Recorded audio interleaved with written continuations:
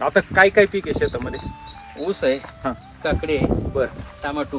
म्हणजे भाजीपाला पण तुम्ही करताय, हो ऊस पण करताय, बरोबर हो नाही? आणि आज 2 वर्षापासून तुम्ही 100% SBTचा वापर करताय, 80-20चा फॉर्म्युला करतो, बरोबर? हो बरोबर. रासायनिकची गरज असली तर आपण रासायनिक पण सजेस्ट करतोय. आता काही NPK ग्रेड वापरलाय का तुम्ही यामध्ये? वापरले, ड्रिप मधून वापरले. काय काय वापरलेले? 24 वापरले, बरं, SBTच वापरले. हा, लिक्विड फॉर्म आपलं हा, बायो मधलं. हो. बरं, हा. आणि 20-60 एक आहे. 60-20.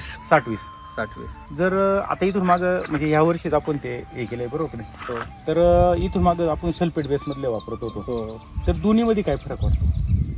त्याला अटॅक कमी वाटतो, म्हणजे जे स्ट्रोक असतोय हो. तो कमी वाटतोय बर. तुमच्या ह्याला. त्याला एकदम स्ट्रोक बसतोय आणि रोगाला बळी पडतंय.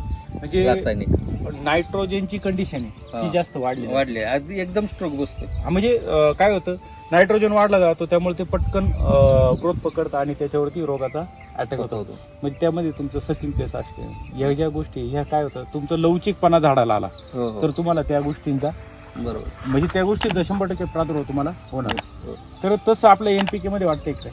काय काय नाही, ह्याच्यात स्ट्रोक कमी बसतो, म्हणजे जी गरज आहे तेवढंच मिळतंय. मिळते. हा.